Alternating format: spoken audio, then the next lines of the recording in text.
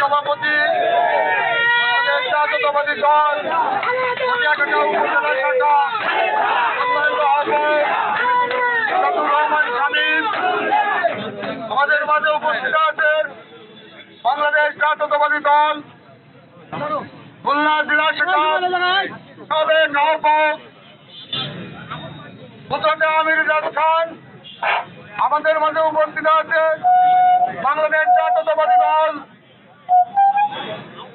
কুটিয়াঘাটা উপজেলা শাখার সম্মানিত সদস্য সচিব খন্দকার ফারুক হোসেন,